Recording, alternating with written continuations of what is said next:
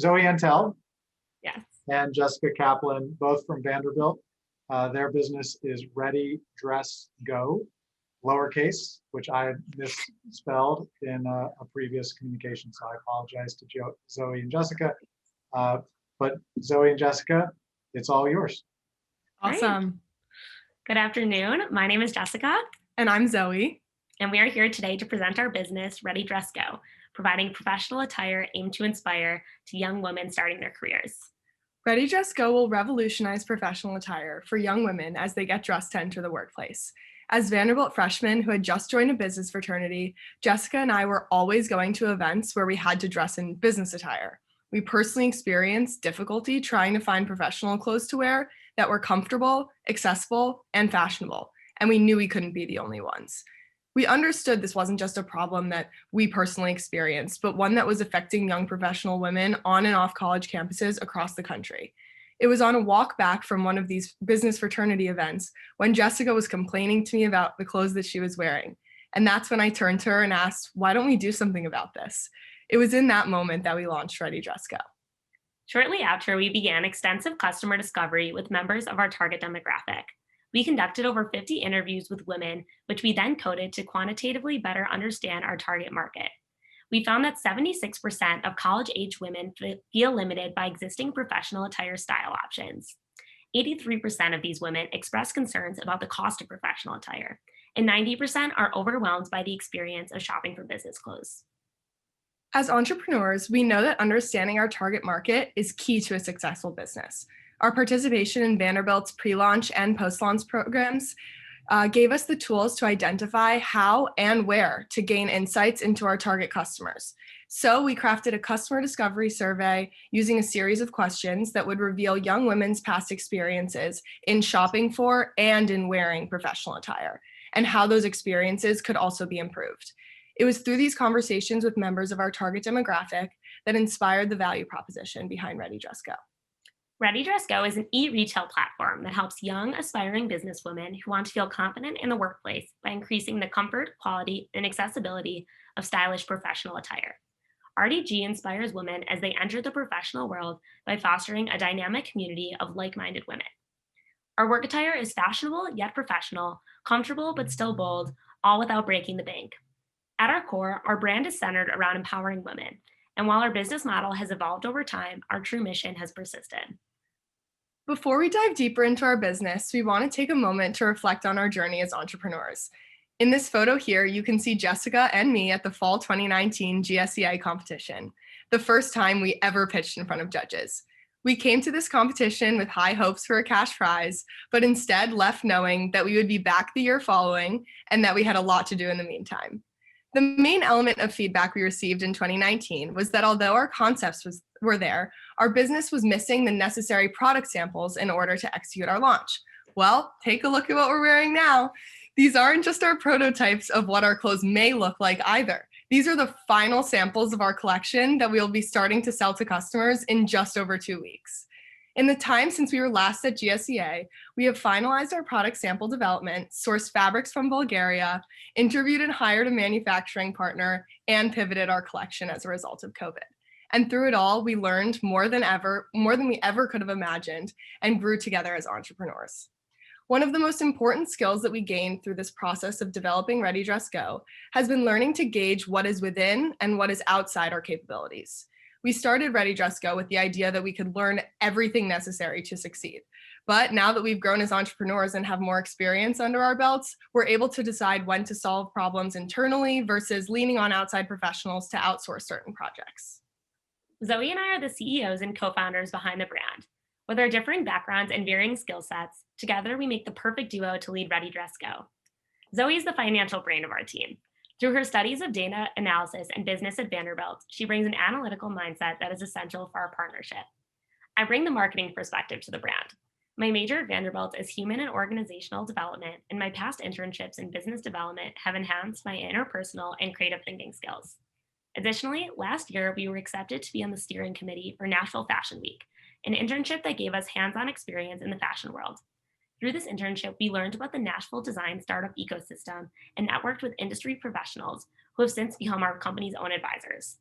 Since beginning this journey as entrepreneurs, Both our personal and professional relationship has grown so strong, and together we are the best women for the job. Since our founding in 2019, we have made tremendous progress with Ready Dress Go.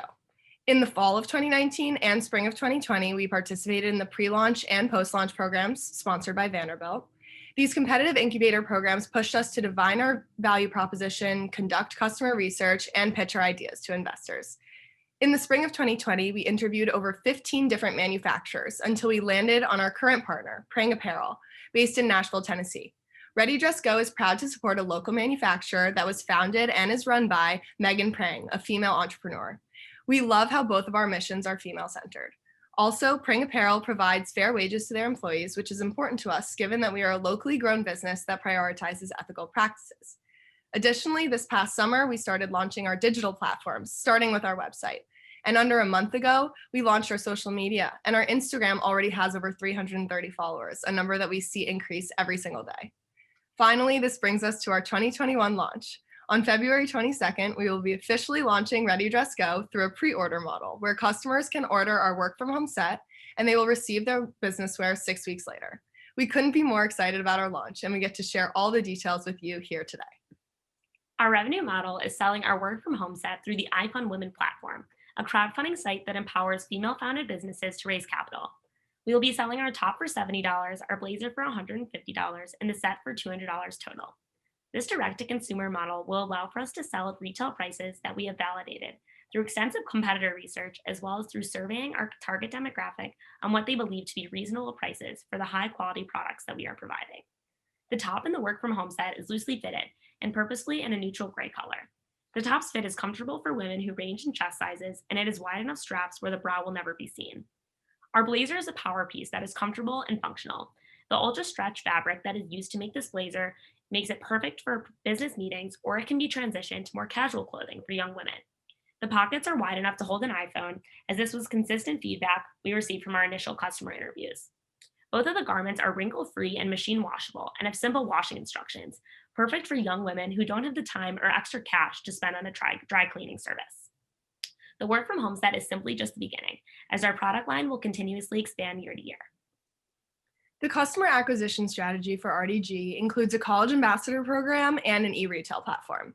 The college ambassador program is a marketing strategy that will take place physically on campuses, with college women serving as champions for our brand. The ambassador at a given college campus will partner with business-oriented organizations and programs to organize pop-up shops for selling Ready Dress Go clothing.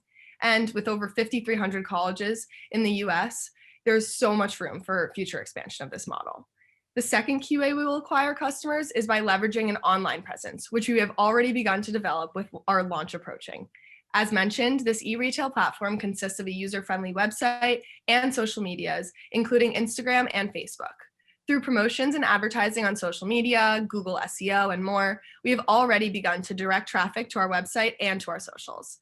We are also in the process of reaching out to women and business-oriented organizations on campuses to post about RDG on their accounts and spread the word.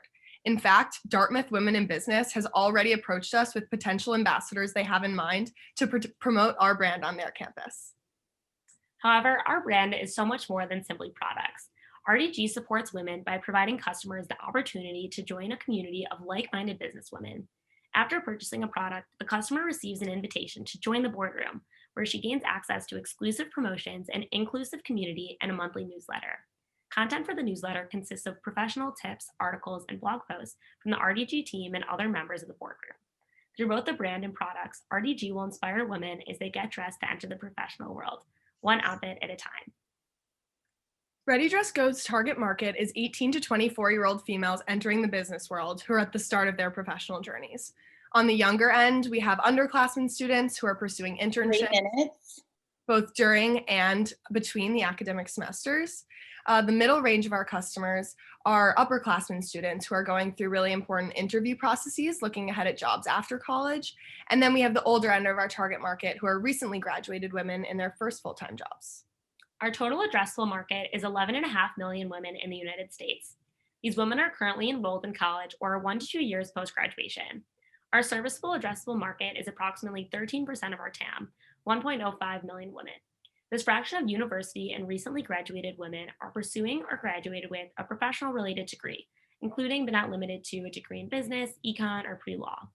Our serviceable obtainable market is 50,000 women, which represents 5% of our SAM. We will actually be able to reach due to an alignment of price, style, and our own operational capabilities as a company for the next 3 to 5 years. This is the market that we identify as highly attainable once we gain traction from crowdfunding sales, graduate from Vanderbilt, and have a full product offering and inventory. This 50,000 women translates into 10 million in annual sales from just our work from home set.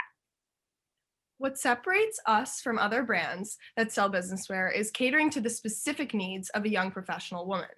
This customer archetype is grossly underserved and in need of professional attire as they transition from college into their careers.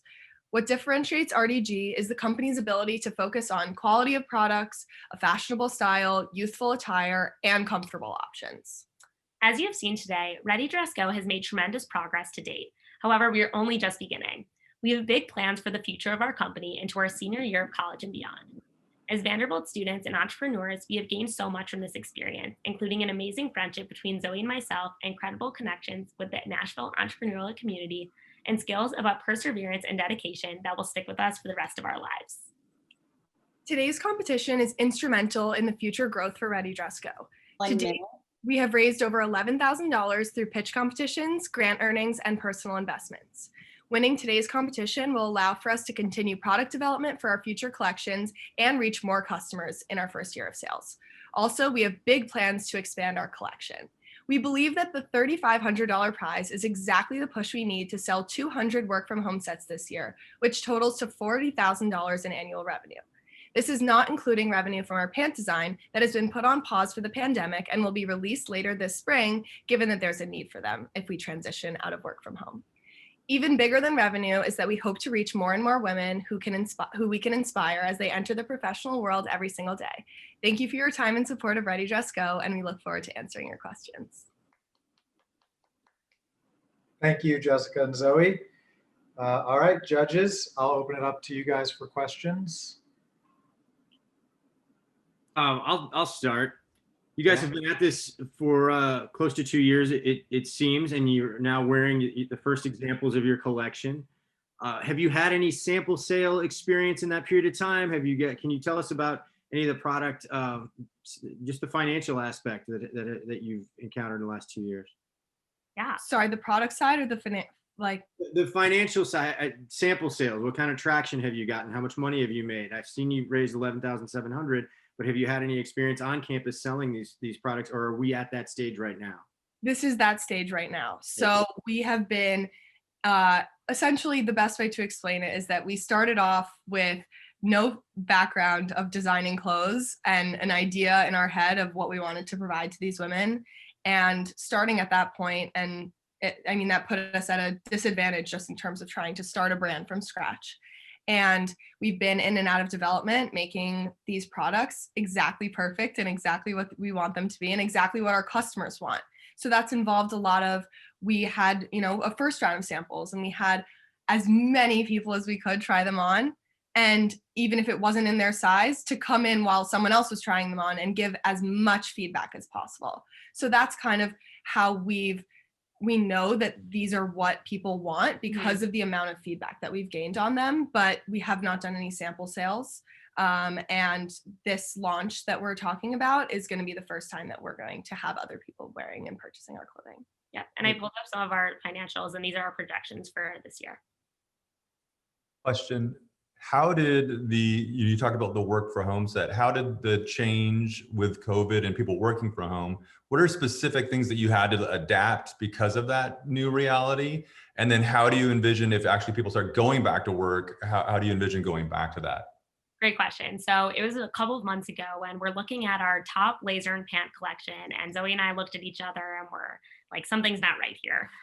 Women are not wearing pants. No one's going into the offices. And so we put our pant development on hold and immediately pivoted to just selling our top and blazer. And for a lot of our marketing purposes, we had a video shoot yesterday and a photo shoot last week. We had women in our blazer, and sweatpants. So that is how we're promoting this work from home idea. However, we do know that the world eventually will get back to normal. So we've already started our development for our pants. So we plan to launch those soon, as we know like eventually people will go back to the office. And I think some trends that we have picked up on in terms of work from home and professional attire are that even going forward, there will be less people in the office on a day-to-day basis. But that being said, the times that you do go into the office, you'll be expected to dress even more professionally because your presence in the office will be more important or more valued by your team members. So we don't see that professional attire is going away anytime soon. And Ashlyn? Hey, ladies, and I do know I owe you a blog post. Listen, I promise you, if I show you my notebook, it's like at the top of that list. So good. So a couple of questions. One, have you thought forward past, let's assume you start selling, and if you have a 6-week window of how long it takes to make the product, of if there's a lot of demand, how you ramp that production up a little quicker, because these days so many people they want to have it, et cetera, especially younger people. And then second, have you thought any about after the pandemic, when people do go back to work? I'm sort of thinking that yes, professional attire is clearly it's not going to go away, but I think the styles tend to be shifting a little bit into a more relaxed professional style, especially for women. So I'm just wondering if you're kind of thinking forward there. For sure. So I'm not going to get up and fully model for you right now, but anytime that anyone has put on our blazer, they kind of say that it feels like a cardigan, but it looks like a blazer. Okay. So it does have that relaxed look. It's not structured like a normal blazer is. So we don't have any padding in the shoulders, which is just by nature more relaxed, just less structured look. And then in terms of the top, it's not super like fancy. I would say it's pretty, it's simple and functional, and that's what's great about it. But it's not necessarily something would be like extravagant. It is pretty relaxed. But the blazer especially, it is a more relaxed look. There's no button. So it does have a little bit more of that young casual feel. And we do see that as a trend as well. So we have been keeping that in mind as we're making our designs. And something also that we have kept in the back of our minds when designing these products are that although they're for professional settings, like it's very trendy now to like wear a blazer with jeans or to wear like a nicer top with more casual bottoms. And so we do want these pieces to be taken like from the office to beyond. One other question. When you have a customer with one set, how do you kind of expand the lifetime value of that customer after that first purchase? You spent all the money to get them. Yes, great point. So we are already starting production for more product offerings. And I think the biggest thing that's holding us back is at this point capital. So like today's prize would do so much for us in order to continue the development of products. We have sketches and ideas for dresses, skirts, different colorways, but this is our MVP. It's taken us a lot of fundraising efforts to get to this point, and we want to continue to expand, but really just like getting the capital to do that development is the only thing that's stopping us. And in terms of the transition from the work from home set, like every time someone has put on our blazer, they say this is the most comfortable blazer I've ever put on. And not as many people have seen our pants just because we did put that development on pause. But the first time that Jessica and I put on the pants, we said, these are so comfortable, they feel like sweatpants. So if everyone's saying that about our blazer, it would be hard to think that they wouldn't say the same thing about our pants. And that would be a great way to say, well, you love our blazer and come get our pants. And if you love the whole set, then why don't you come get it in every color? And like, there's a sense of trust that I think our customers will have for us, just given like what we've seen so far with people testing out our products, that we think that people will love it and want to come back and have it in every color and every style, just because of like the quality and the comfort and all of those other aspects. Yeah, they sound so great. I want to wear them. John, I saw you came off mute. Yeah. Could you two talk about a time that y'all disagreed on a significant business decision, at least initially, and tell me how you kind of worked through that? What's y'all's system for conflict? That's really interesting. I mean, I think that probably fabrics, I would say. Fabric is really hard to deal with. We didn't quite expect that, and we kind of touched on it a little bit in the beginning when in our pitch when we were talking about like things that we've learned. But I think that there are certain things that, I mean, with fabrics, we didn't know how to do it. So it was like a kind of a debate of, do we figure this out on our own? Do we hire somebody and outsource it? And that would be one of the things that I Yeah. would think of that we. Well, so how do you resolve it? So who wins the argument? If you Yeah, choose so I to- would say I was leaning toward like, I think we can figure out this fabric sourcing process on our own. We were ordering swatches, and Zoe had read about a consultancy that helps with fabric consulting. So we were going back and forth about that. And I think the way that we kind of dissolved the situation was we did a little bit of both. So we tried to do it on our own, and we have monthly like feedback sessions with each other every first of every single month. It's on our calendars. We know we're giving each other constructive feedback, and we become very good friends through this business. But I think we're able to maintain a really great professional relationship where we're able to have disagreements and go back and forth. And we ended up hiring the consultancy, and I was very happy with that decision, but we did try a little bit on our own first. We tried a lot on our own first, I would say. I think every time, if we have different ideas for a way to approach a situation, usually and sometimes we end up doing both, just because it's the best way. And like, as long as we're not wasting time and as long as we're learning doing both ways, then it's worth our time, we believe. Cool. Got it. All right. Well, Zoe and Jessica, thank you very much. Thank you.